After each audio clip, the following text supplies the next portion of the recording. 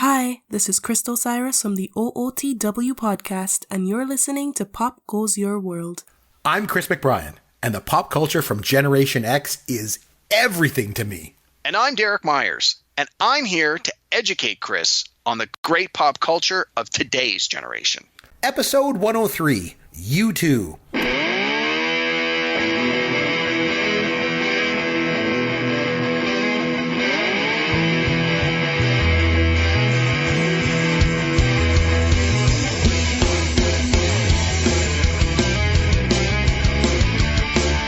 Hi, I'm Chris McBrien, and that is Derek Myers, caveman himself. You'll find me on Twitter at CMcBrien, and Derek is available at Amaron_DM, and you'll find popcultureworld.com is our website.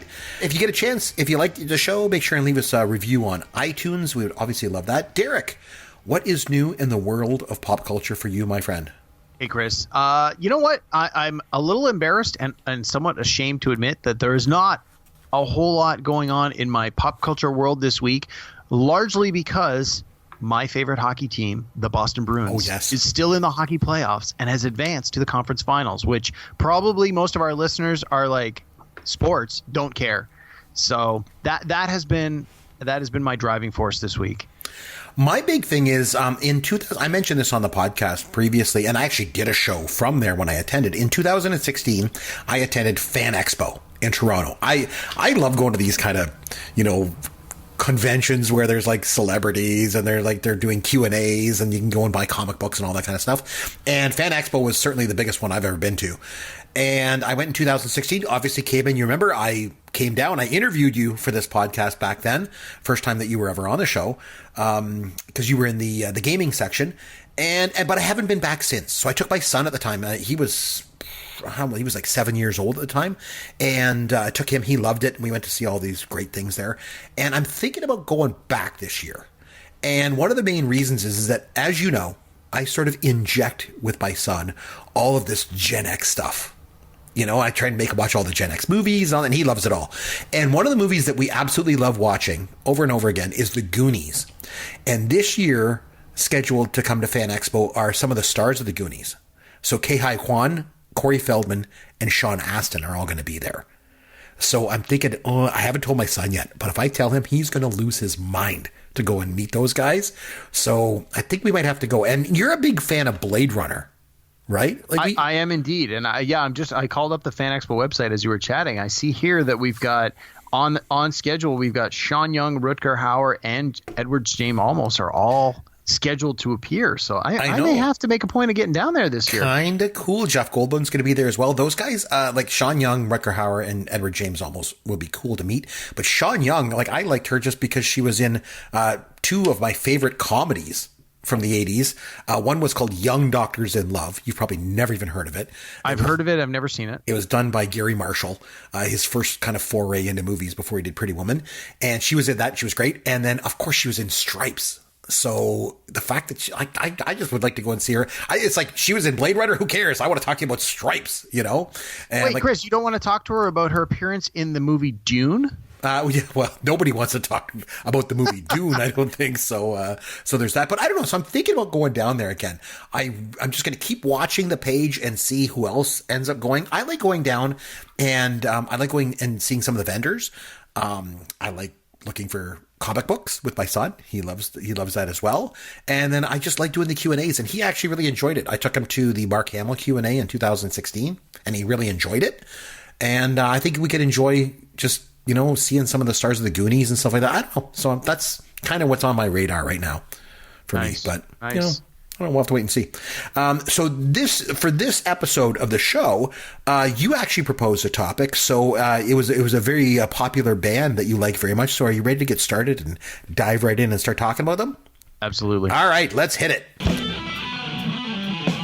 I was like, oh my God, that was incredible. Okay, so we got the millennials take on it. It's weird. We might get to Scorched Earth yet. But you often have the textbook dancer. Correct me if I'm wrong. Does that make sense? Yep. You've been doing a lot of stuff from the 80s, a lot of comedies. Holiday Rap by MC Micro G and DJ Swen. So this wasn't a film that I grew up with. It's boring as I think I know that. Could you sing us a few bars? What the living hell am I watching? Okay, so Cave, you mentioned that you really like the band U2. And I mean, lots of people like U2. They're great, right? So you wanted to talk about U2 and do a whole show on U2. So I thought that we would start off by talking about the band, kind of maybe a bit about what we like about them or what they meant to us, personally. And then we'll get into a top 5 list and we'll do our top 5 favorite U2 songs of all time. But I'm going to let you kind of take us away because you're the one that proposed this topic. So I'm going to let you kind of get things started and we'll talk a little bit about U2 this week. So you want to take it away? Absolutely. Okay. So as you mentioned, U2 is a phenomenal rock band. They have been around since the late 70s, early 80s, and they are still to this day producing new material, still touring. They are one of those rare examples of a band that has lived through and survived and continued to be prolific as music has changed through the 80s, 90s, 2000s, and 2010s. And there are very, very few artists that can say that. In fact, I struggle to think of more than one or two others that have had the kind of success U2 has had for this length of time in these same years. So we previously did a show on Queen, and I love Queen. You love Queen. A lot of people like Queen. The movie Bohemian Rhapsody came out this year. It won a lot of awards. It was very popular, made a lot of money. But with the death of Freddie Mercury, that, for all intents and purposes, was the end of Queen. Now, I know that surviving members of Queen have a new singer and they continue to perform, but they basically just play all the greatest hits. They're not putting out new material, and if they are, it's certainly not charting. And John Deacon's not even with them. Like he basically said in 1991 when Freddie Mercury died, that's it, Queen is done. And he's not touring with them. So it's just Roger Taylor and Brian May. But you're right. So, they're just doing their old stuff. They're not making anything new, right? Now, don't get me wrong. Their old stuff is phenomenally good. It's fantastic. Oh, but that's awesome. the library has it's just got a start and a finish. Like, it's a closed book. You have X number of songs, and this is it. You're not getting new material. Whereas with U2, they continue to put out new material. Now, hardcore older fans like you and I may have a fondness for what they put out in the 80s and the 90s and think that was when U2 was at their peak. And you may not really care for their newer stuff. But there are a lot of people that like the newer stuff. And there are some people who are younger people who prefer the newer stuff because that is what was popular as a new release as they were growing up. And I think that's true with a lot of bands. People who have a favorite, quote unquote, favorite band, it tends to be a band that is putting out new material in your most formative pop culture years, say between like 13 and 21. So as you're a teenager going through high school, and maybe if you go to college, university, like when new material's coming out at that time, those are the bands you tend to latch onto and feel the most kinship with. Well, for U2, they've been doing this for 40 years. So if those are the years that you attach yourself to U2, they have a phenomenal fan base that spans generations, right? Like, what's the tagline for this show? The Pop Culture Podcast for the Generations. U2 is a band for the generations.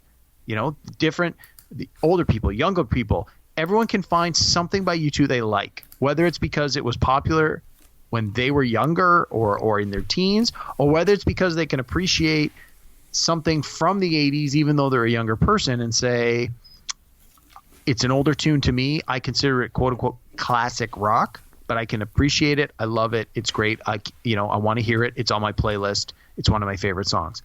So that was a big part of why I wanted to talk about U2.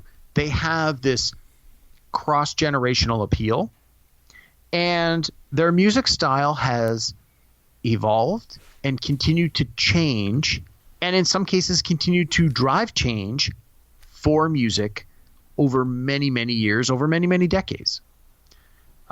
So with that, Chris, why don't you jump in? Well, talk to us a little bit about YouTube. Yeah, before I do, I want to ask you a question because it's going to lead into what I'm going to talk about.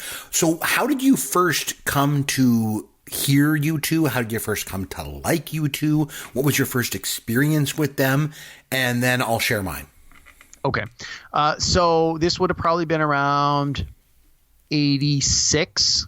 So I would have been about 12 years old, which is sort of – I really started getting into music like around, say, 11, like 84, 85, 86 was when I really started to just – music became a big thing. I got a stereo for Christmas. I started buying albums and cassettes. I was recording songs off the radio. I was making my own mixtapes. Like, music became an important pop culture piece for me. Well, we mentioned before on the show that age 11 year is a pivotal one for a lot of people. That's when you start to kind of listen to more music. You start to watch more movies and TV shows and that kind of thing. So it seems like it was right around that time for you as well. Yeah, for sure. And I grew up in a house where country and Western music was the popular choice. Like, my parents do not and have never cared for pop music. They were into country and Western, which, I mean, if that's all you hear growing up, you learn to appreciate it, but it wasn't really ever my bag. I mean, if I had to listen to it growing up, I'd still hate it. It's funny. I go to like trivia nights sometimes, and they do like identify this song, and they play country and Western music from like the 70s and 80s, and I'm like, oh, I know that. And people are like, oh, that's Tammy Wynette. Oh, yes. Possibly know this song so quickly, and it's like, hey, this is why. That's hilarious. For me, getting into pop music in the mid 80s, what I was hearing on the radio was unlike what I was hearing at home. Not that my parents were real pop culture people, so it's not like they were constantly listening to music, but on those rare occasions when we had the music in the car or my mom had a radio on, it was like oldie goldies or country and Western. So when I'm hearing like, you know, basically the rock and the synth pop and the new wave of the 80s and a little bit of punk and a little bit of classic rock, like, this was unlike anything I'd heard before. So I can remember 85, 86-ish, probably closer to 86, U2 had Pride in the Name of Love from The Unforgettable Fire. And that was, to the best of my recollection, that was sort of my first favorite U2 song. I heard it. I liked the song. I didn't necessarily understand what all the lyrics meant. But I liked the tune. I liked the sound of it. And I immediately fell in love with the song. And then less than a year later, they put out the Joshua Tree in 87. And we had Where the Streets Have No Name and With or Without You, and I Still Haven't Found What I'm Looking For. And it's like, wow, this just like blew my mind. I'm like, this album, this band is amazing. And at that point, it's like, okay, let's try to get a sense of what else they've put out. And so you go back and you start hearing like Sunday Bloody Sunday and New Year's Day and I Will Follow and some of their older stuff. And it's like, wow, this band is amazing. And from that point on, I was hooked. I couldn't get enough. U2 Joshua Tree was probably one of the first 10 cassettes I ever bought. I've still got the cassette. It's all worn out and stretched. I have it on CD. And from that point on, I've purchased everything U2's put out since then, either on cassette or CD, or in most cases, when I bought the cassette, I went back and repurchased it on CD. And as I got a little older and I got a better appreciation for their older stuff, and I got an opportunity to listen to those older albums as I borrowed them from friends, I went back and bought the CDs. And I think I'm pretty sure it's safe to say I own every album U2's put out except for maybe the last two on CD. And I just can't get enough of them. I mean, I don't necessarily love every single thing they've ever done, but most of the hits, most of the stuff that's come out in the top 40, I found a place in my heart for it in one way or the other. Okay, so for me, U2 is very interesting. You made some really good points there. Number one, I think they do span generations. Whether you're Gen X or you're millennial, you can appreciate U2, right? But interestingly enough, U2 they've never been a band that I've like totally loved. You know, like I've never like been totally into them or whatever. And it kind of all goes back to how it started out. So I'm going to tell a little bit of a story about U2.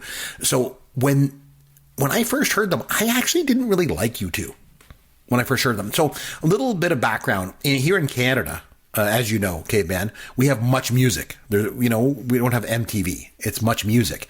And when I was a teenager, I watched it quite a bit. Like I used to like watching it and because that was sort of the, back then before the internet and stuff, that was where you got a lot of information about the new bands, the new videos that were out. You really were kind of educated about music by watching Much Music.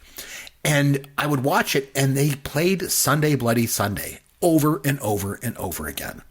And I didn't like the video and I didn't like the song, to be perfectly honest with you. It just wasn't my cup of tea. Like when I was a teenager, I liked a couple things. I liked heavy metal. I liked Queen, obviously, and I liked Triumph.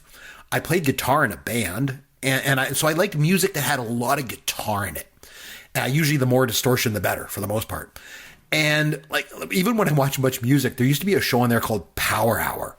Yeah, I remember. And it was like 1 hour a Pepsi week. Power Hour. Yeah, the Pepsi Power Hour, 1 hour a week where they play like heavy metal songs. And I just loved it, right? And like I say, they used to play Sunday Bloody Sunday and New Year's Day a lot on Much Music. And I have to admit, at the time those videos would come on, it just wasn't my cup of tea.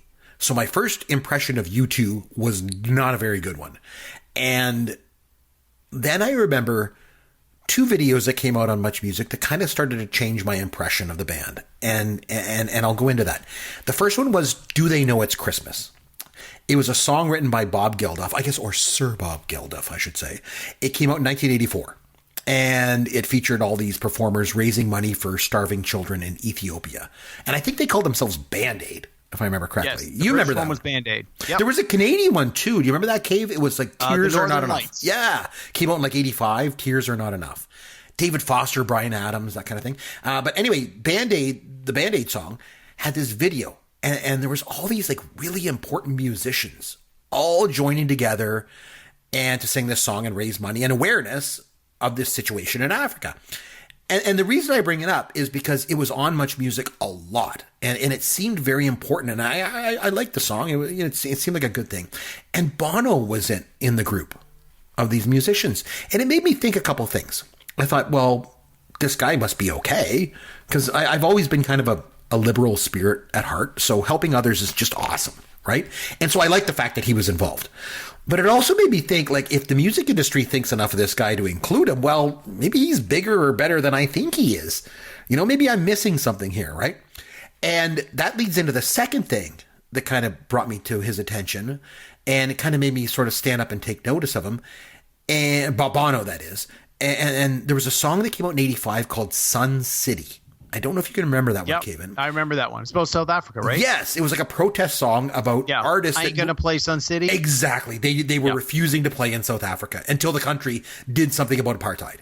And I think they even called themselves like Artists Against Apartheid. Or I believe that's correct, yeah. And there was like Bob Dylan and Ringo Starr, Hall & Oates, Pat Benatar, and Bono was involved in it too.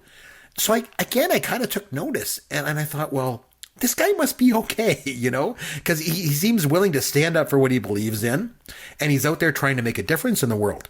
So it made me kind of think, well, I got to look into this guy a little bit more. And then there's his band, U2, obviously, and they had just released an album right around that time called The Unforgettable Fire. And so I thought, well, I'll give it a chance. And I heard the song Pride, In the Name of Love, and I was just blown away. And I was like, wow, these guys are really good. And that song's interesting because it's a little bit like their earlier stuff, you know, which, like I say, I wasn't a huge fan of, but there was something different about that song. And we'll get into that song a bit more later. I liked the guitar in it, like the intro with the high B chord notes. And then after that, the Joshua Tree came out in 87 and they just kind of exploded, right? And then remained in my consciousness. So it's funny that originally when I first heard them by watching their music videos and on Much Music, I didn't like them. But then once I kind of like dug into it a bit more, and then when The Unforgettable Fire came out, I was like, wow, these guys are actually really, really good. So that's my experience of U2. Excellent. Yeah. All right, let's jump into our top 5, and I think this will give us some additional opportunity to talk about some of the things. For sure. So why don't you going to start it, or before you want to get started? Before we do that, let me just set it up. So when we do our top 5, sometimes we sort of give ourselves certain rules and criteria to ensure that the discussion goes in a certain direction. And I accuse you quite often, more than once, of just picking the textbook answers. And honestly, I think with tonight's show, we're going to hear a lot of textbook responses from you. And that's fine, because I think because I'm the textbook answer guy, right? Well, I think in this case, the textbook answers are the right answers. But the sort of measuring stick we've used for this top 5 that you and I agreed to before we put our list together was, if at all possible, try to pick 5 songs from 5 different U2 albums. Because, hey, I love the Joshua Tree as much as the next guy, and I could certainly say 3 of my top 5 favorite songs are the top 3 big hits that I mentioned earlier, where the Streets Have No Name, With or Without You, and oh my God, I can't even think of the third song. I'm blanking on it. Wow, embarrassing.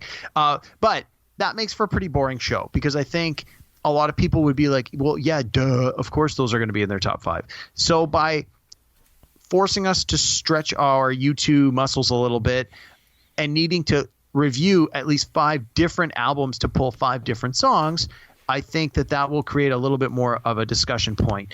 And so, as we've mentioned with many of our top 5 before, these are not the absolute definitive best top 5 U2 songs ever. We're not looking for the songs that made the most money. We're not looking for the songs that charted the highest and the longest. We're not looking for the ones that have the most downloads on iTunes.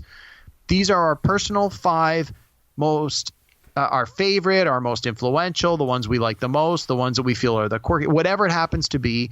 These are the ones that we felt needed to be included on our personal top 5, and we'll be able to justify those decisions in just a second. But the caveat was, if at all possible, try to pick 5 songs from 5 different albums.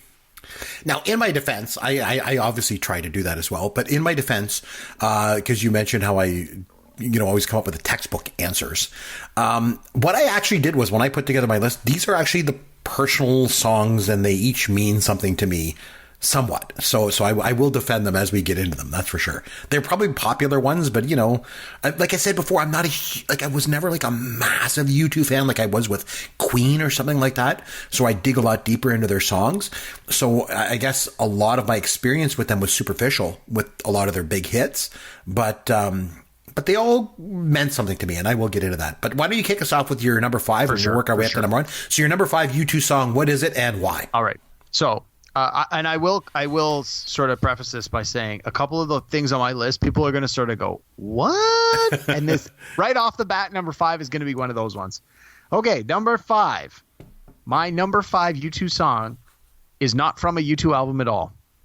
Wow. It's from a movie soundtrack. Really?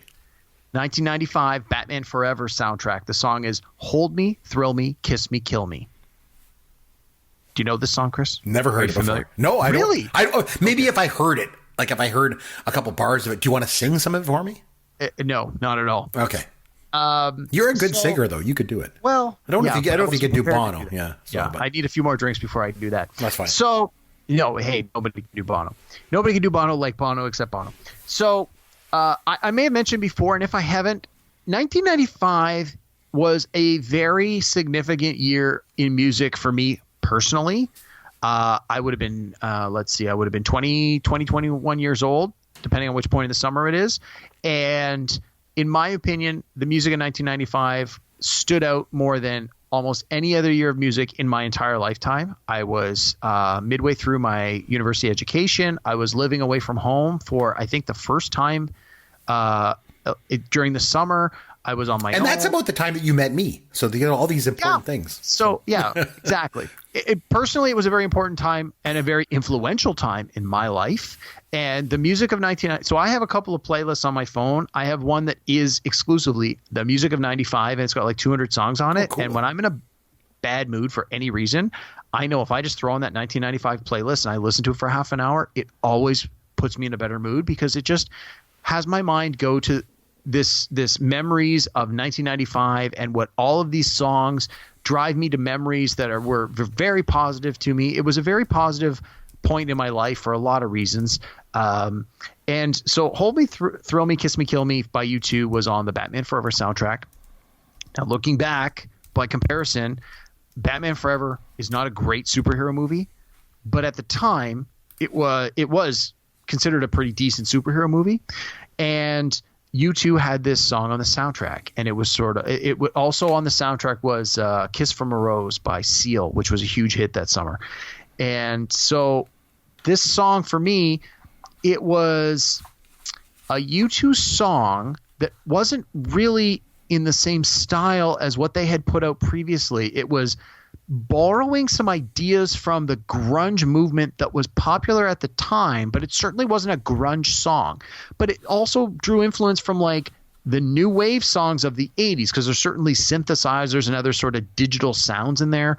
But it was done in a way that made it sound contemporary with the time, yet a little bit retro. And I'm a big retro guy, so anyone who knows me is like, well, yeah, of course you like that. It had like all these synthesizers in it. And the music video was an animated cartoon that featured the U2 band in like a comic strip style video where they fought Batman-like villains. So it just hit all the right notes for me, both the auditory of the song, the visual of the video, knowing that it was a part of a Batman movie. And we've already established I'm a huge Batman fan, even though Batman Forever was certainly not the greatest Batman movie that's ever come out.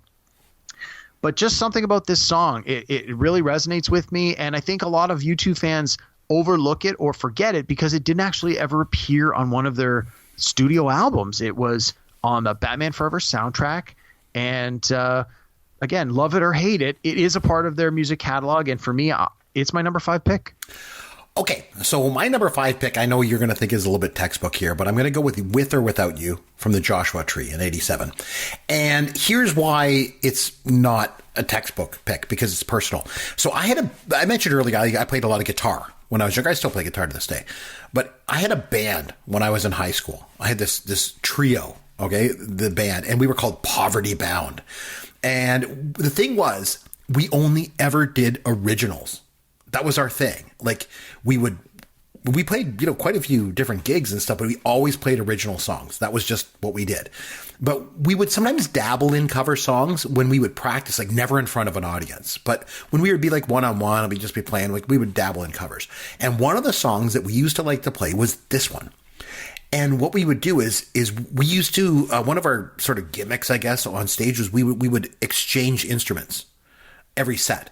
So I was a guitar player, and then we had a bass player and keyboard player. Like he played both bass and keyboard, and then we had a drummer.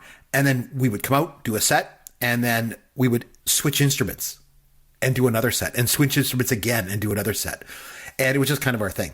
And when we would practice, like without an audience, I would grab the bass and I would play this song, and the bass player would sing. Now he had a tough time with the vocals, obviously, because Bono has an insane octave range, right?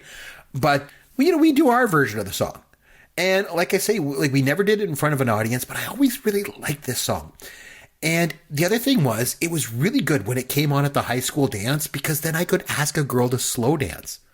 Now, of course, that was always followed by a crushing rejection. But hey, you gotta try, right? So this song has always been important to me, and I always liked it. So With or Without You is my song for number 5. Nice.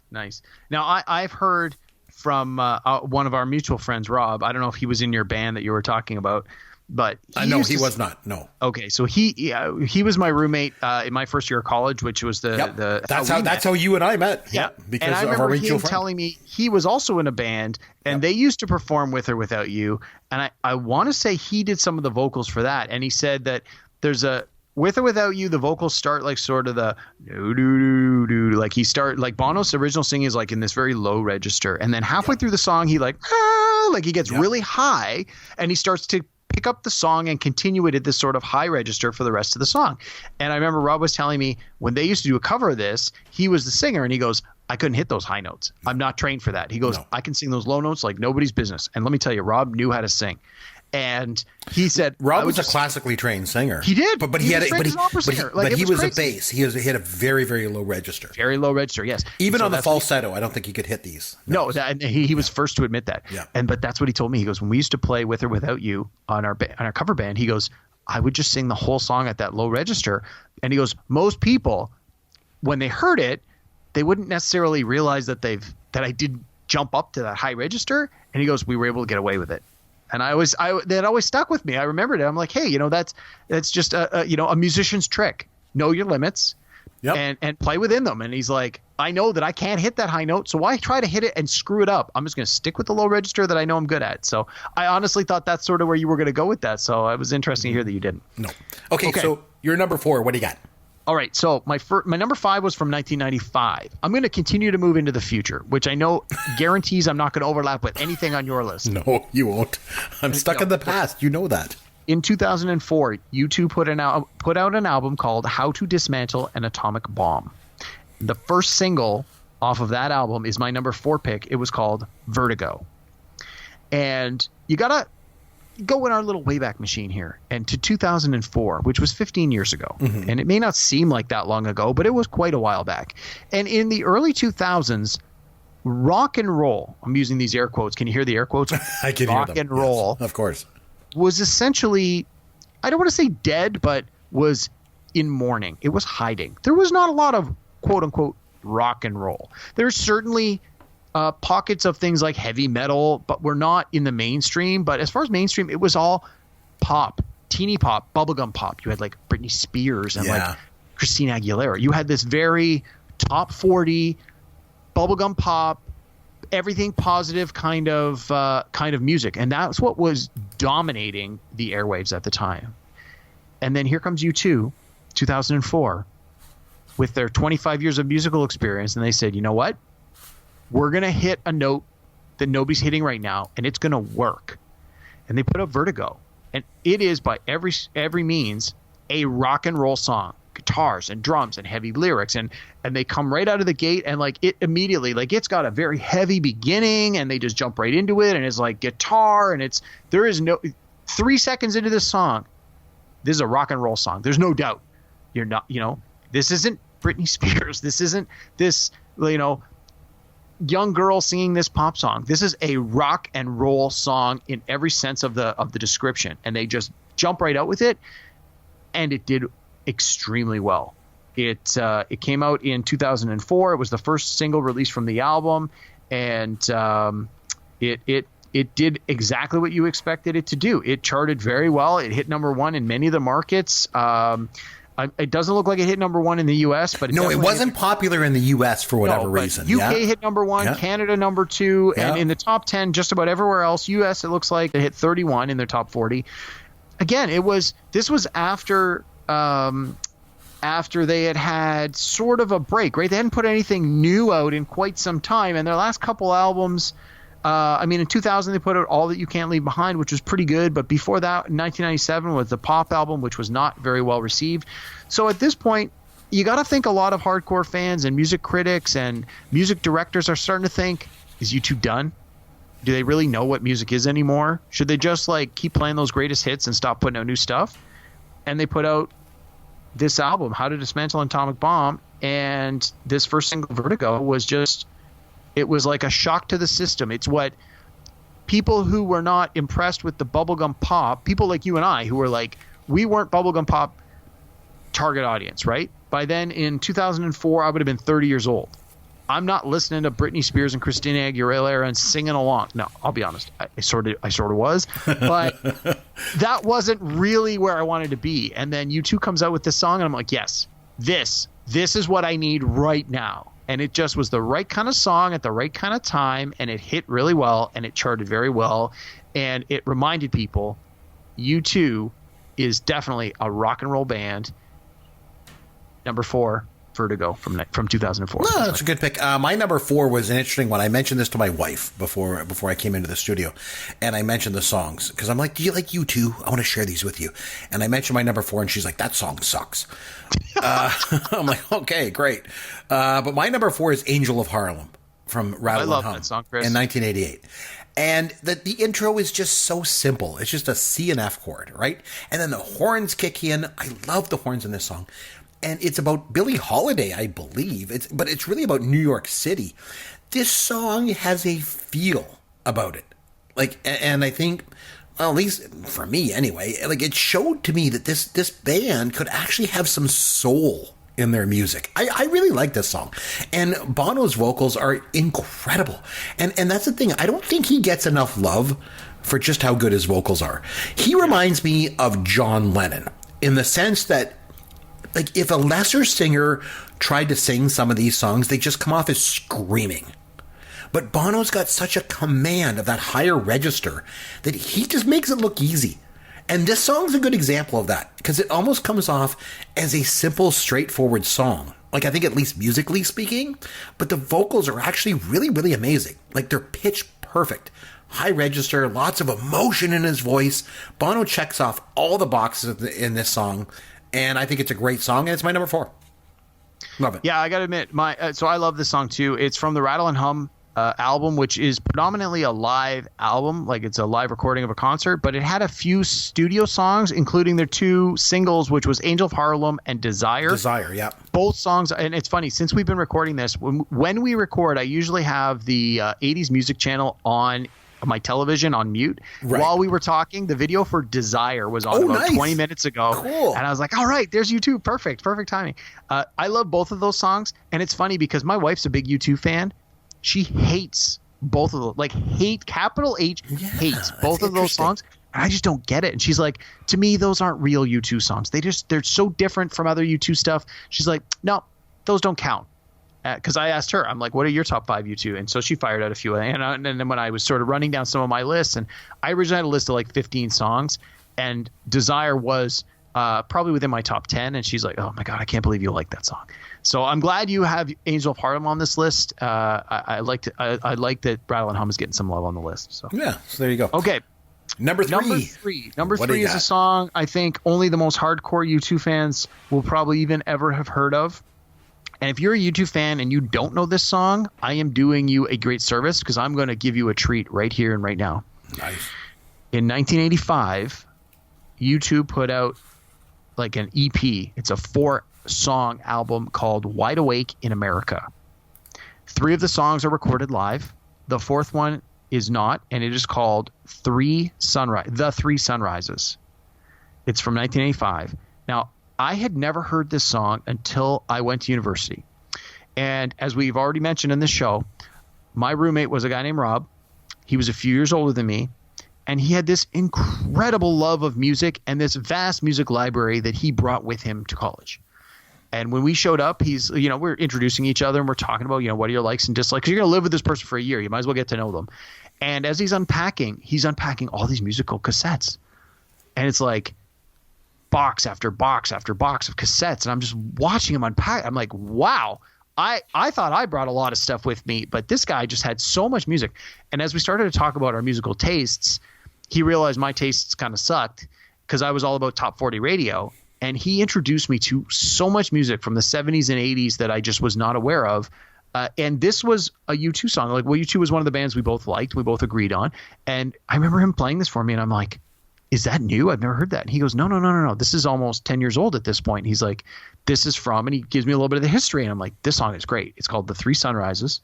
And yeah, I don't know if it was ever released as a single, but it's one of those ones where when I need to, just flake out for a few minutes, I pop on my YouTube playlist. And this is one of those songs that it brings a smile on my face, partly because it reminds me of that first year university when I first heard it, but partly because it's just a great tune by U2. And if you're a big U2 fan and you've never heard this song, do yourself a favor. It's called The 3 Sunrises. It's from the album Wide Awake in America, 1985. Check it out. I think you're going to enjoy it. Very cool. You're educating us all. Okay, so my number 3. So as you know, I usually don't like anything past the 80s for the most part, right?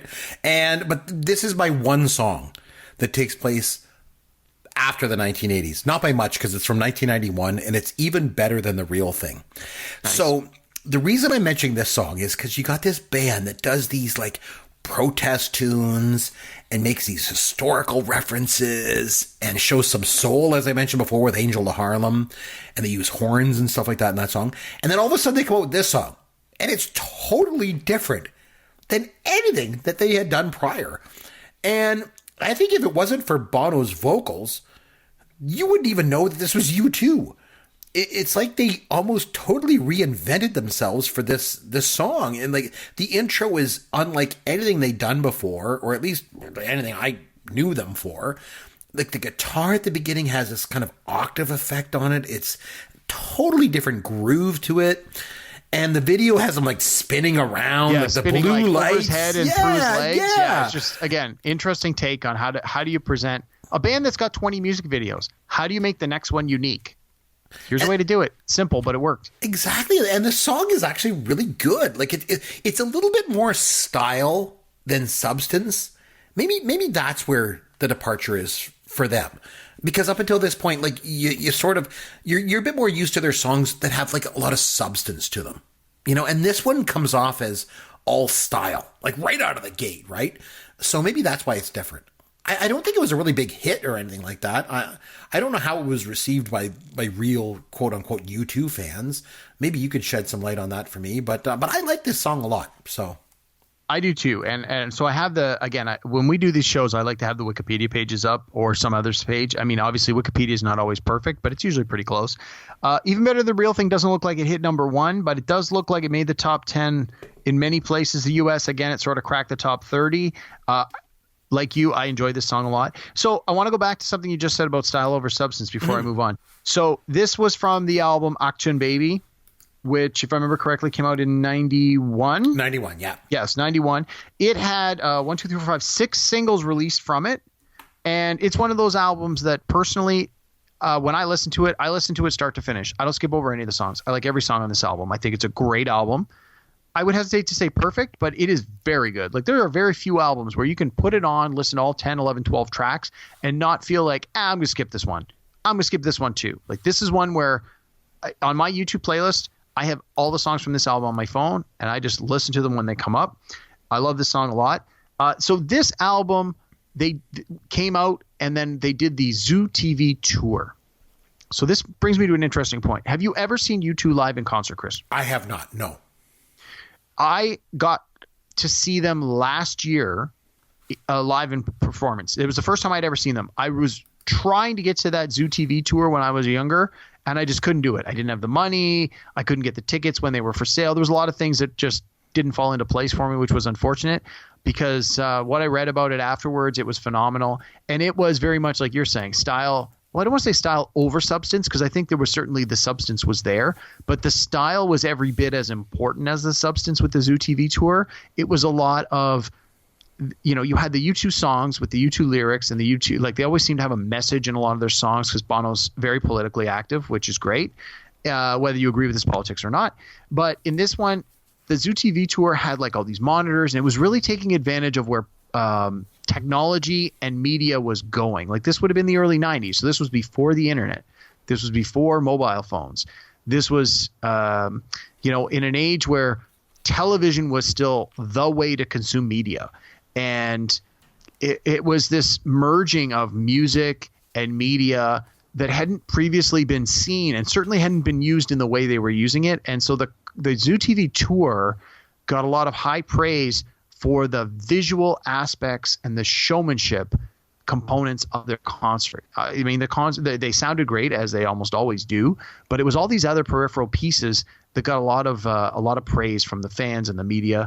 And I think that's important, and I think that reflects what you were saying with some of these songs is when they put out these videos, they were stylistically different, and I think that's important. U2 has been able to change with the times, and this was an example of how they could potentially predict where are things going in the 90s and move in a way that was advantageous to them as a band.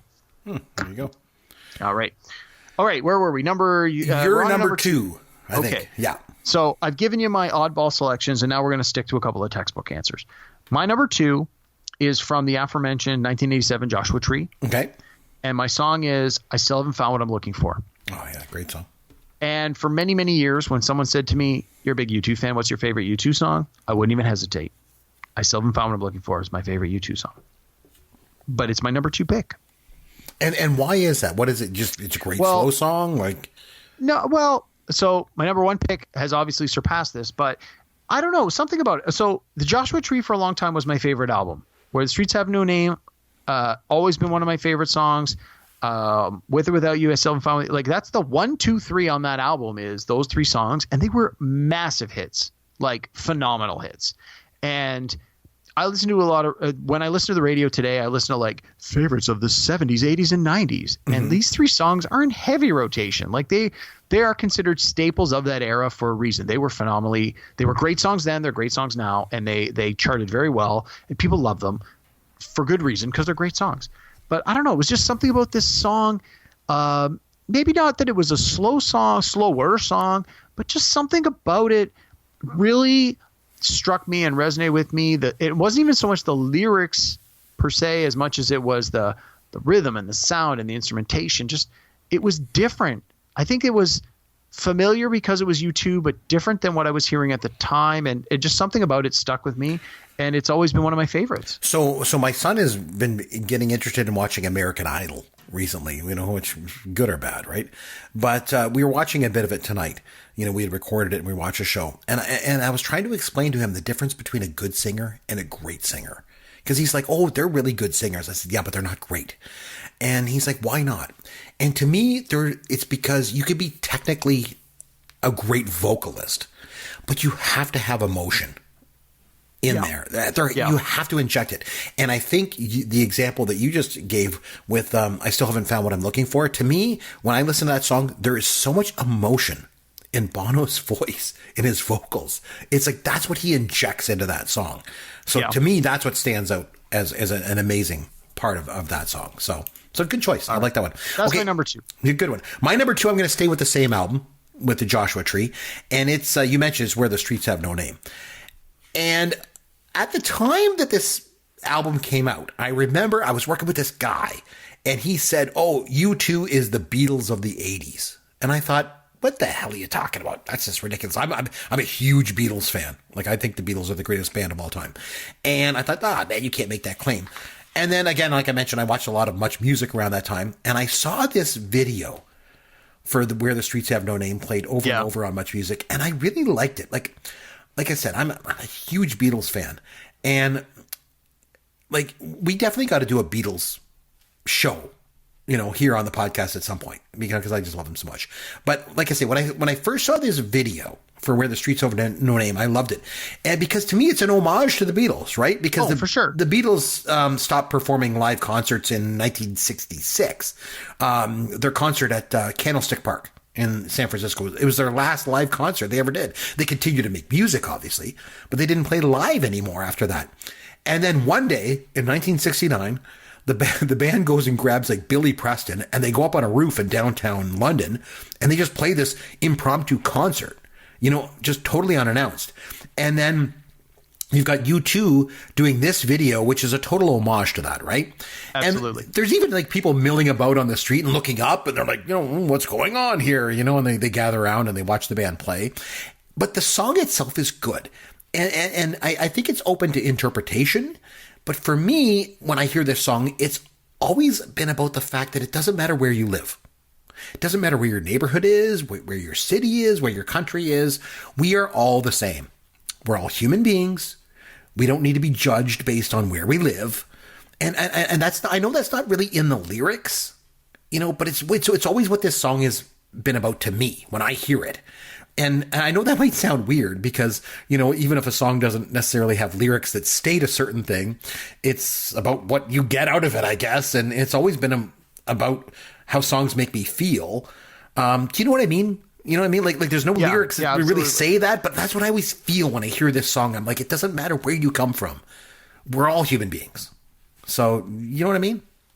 I do. And I'm just, I remember reading something or hearing something not too long ago where they were either interviewing Bono or they were like talking about something from the band notes.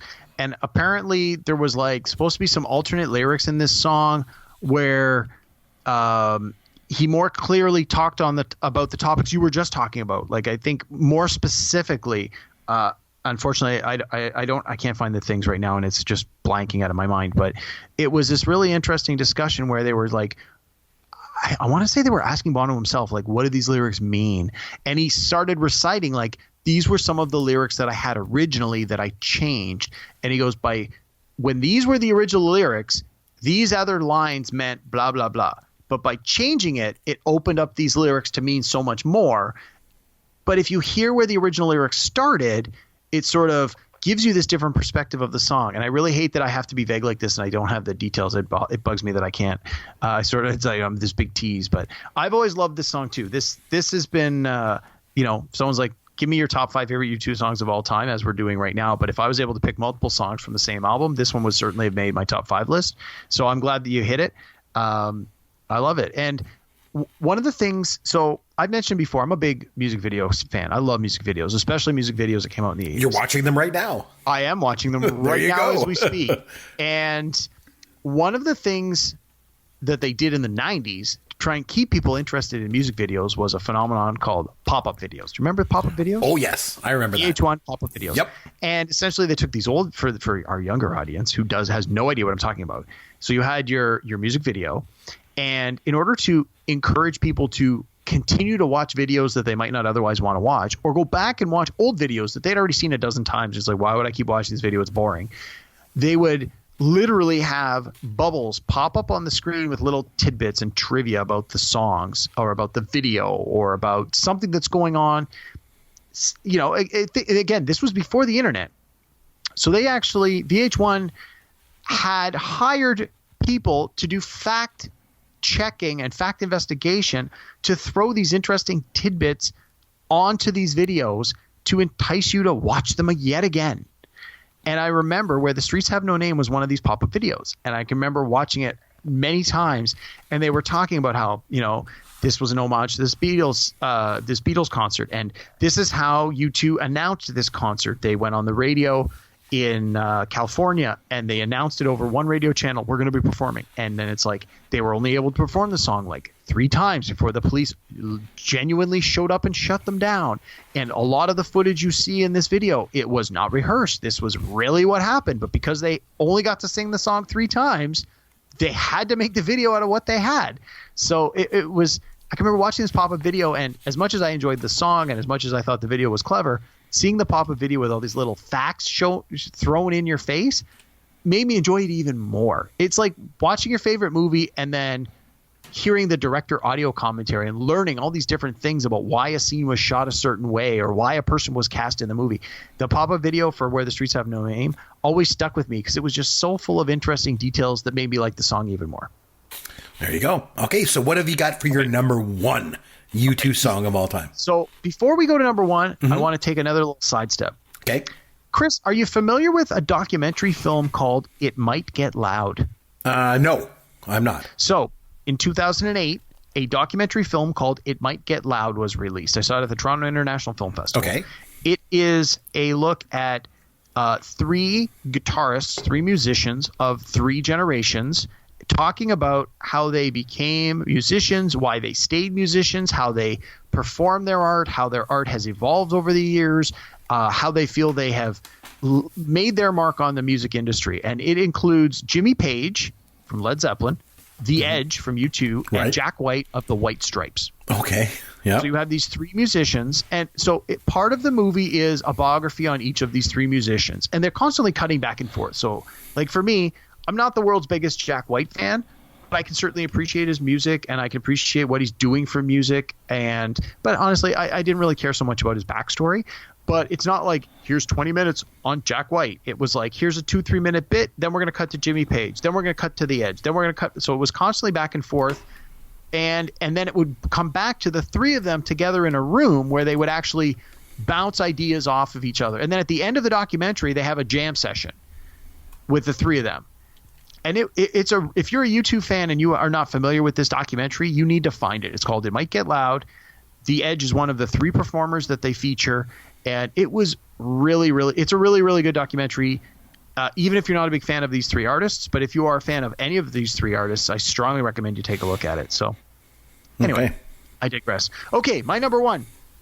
My number 1 comes from the Akchun Baby album, which we've already talked about a little bit. My number 1 U2 favorite song of all time is Mysterious Ways. Oh, that's a good one. And as I mentioned before, music, and certain times in my life, music has been very influential, very important, and holds a very special place in my heart. And I've already mentioned 1995 being an important music year for me. My other very important music year is 1991. So on my phone, I literally have 2 playlists that are labeled by year. I have a 1995 playlist and a 1991 playlist because I feel both of those years were important musically to me. 1991, I was 16 going on 17, so I got to think an important, influential time in my life. It helped, it was a time where I'm still trying to develop my own voice and figure out what I want to do with my life and who I am and all that crap. And this album came out, and as we mentioned before, incredibly stylistic, very different than what U2 had put out before. The first single was The Fly, unlike any song they had put out before then. And then the second single was Mysterious Ways.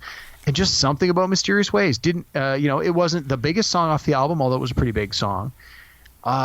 It just, every time I hear that song, I'm like, wow, it doesn't get any better than this. Like, this song to me is just as close to a perfect song as you can get. And in my opinion, it's the perfect U2 song. This is my favorite U2 song. And the thing is, it's U2, but it's not U2. You know Exactly. what I mean? Like you could tell it's them, but it's so different, and like they just keep reinventing themselves over the years, which I think is pretty cool. You know, good pick. I'm gonna go back to the '80s because that's what I want to do, and it's "Pride in the Name of Love" is my number one. No U2 surprise song. there. No, That's a no good shocker. pick. That's a great pick. And in a lot of ways, when I think of U2, I just think of this song. Like, the video's got Bono in that amazing 1984 mullet, you know? So there's that, which I love. Yes. But it's such an amazing song. The guitar riff in the intro, it's all those high notes based on that B chord, and the riff changes throughout the song, you know? I mean, that is some pretty cool guitar playing, because it's not just 3-chord rock, you know, and that's definitely there. But when it comes to the lyrics of this song, I know there's a mistake in the lyrics about the whole early morning April 4, because when Martin Luther Jr. got shot, it was actually in the evening, right? Yeah. But I mean, in the Poetic song, license, man. You always exactly. want a little poetic license. He's changed it. Bono has changed the lyrics in subsequent concerts. Now he says early evening, April 4. You know, but anyway, the song is obviously about Martin Luther King Jr. And I really like this song so much. It is one of my favorite songs of all time.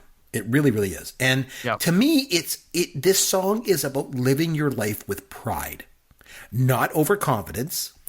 It's not about swagger or about selfishness. It's about humanity and pride. And when I hear this song, that's what I think about. And I think it's an amazing tribute to a man, Martin Luther King Jr., obviously, who lived his life with pride. And he challenged others to do the same. Because I think over the years, Martin Luther King Jr.'s message sometimes gets a little bit muddled. You know what I mean? And his message was pretty straightforward. It was, you know, it wasn't just about the civil rights movement. I mean, what he believed was a very simple concept. You know, he believed that there was two sets of laws in this world. Those that were made by man and those that were made by a higher authority. And he believed that not until all the laws made by man were consistent with those made by a higher authority would we live in a just society. And one society that we would all be proud to live in. And for me, this song just captures that whole thing perfectly. And so for all the reasons that I mentioned, musically, lyrically, you know, thematically, I think it's U2's best song. And it, like I said, it's one of my favorite songs of all time. So. Good pick. I can't dispute your number one. That's a really good pick. As I mentioned before, when you asked me what got you into U2, this was my introduction to U2. And like you said, in your opinion, it's your number one song. I can fully support that decision. It obviously holds a special place in my heart because it was the song that put me onto U2, and I've never looked back since then. So that's a good pick. I like that a lot. Yep. Great show. Okay, time now to have some fun with Caveman. All right, Caveman, you know you like to do it. I like to do it. It's time now to have a round of the winner's circle from the $100,000 pyramid.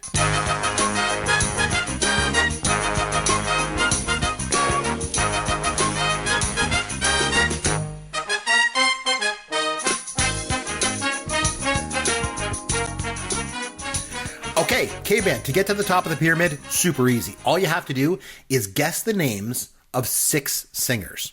But the catch, like Bono, these singers only have one name. Okay? Okay. So to help you guess the one-name singers, I can only give you lists of their songs. Okay? Okay. So I'm going to list the songs. You give me the name of the singer that only has one name. Okay? Ready? Go. 1999. Prince. Yes. Like a Virgin. Madonna. Paradise by the Dashboard Light. Bat Out of Hell. Oh, Meatloaf. The Real Slim Shady. Without Me. Oh, Eminem. Angel. It wasn't me. Boombastic. Hey, sexy lady. Oh, Shaggy? Yes. Oh, wow. I'm amazed I got that. If I could turn back time, believe, just like Jesse James. Oh, I got you, babe. Oh, it's Cher.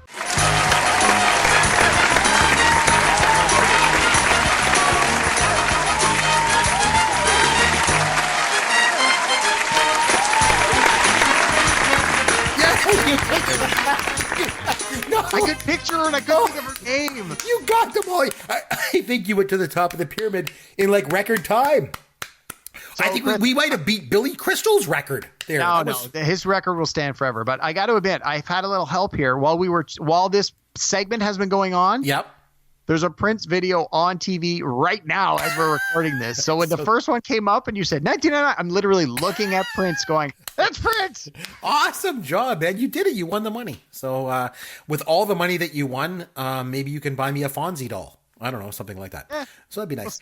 Okay, so great show. I mean, you just killed the pyramid right there in the winner's circle. So good for you.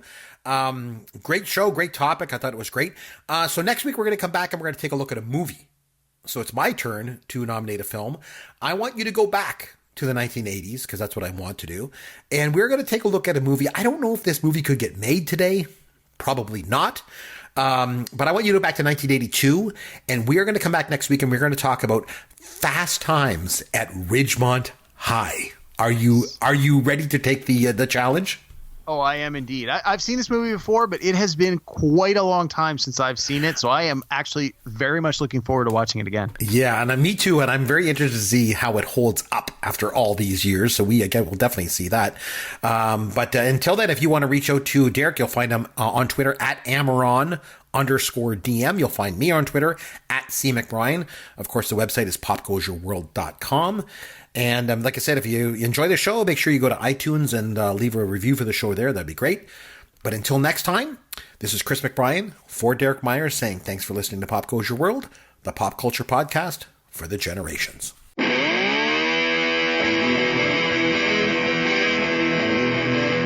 Thanks for listening to Pop Goes Your World. You can contact Chris and Derek at popgoesyourworld.com. Please take a minute and review the podcast on iTunes or wherever you download and listen to the show.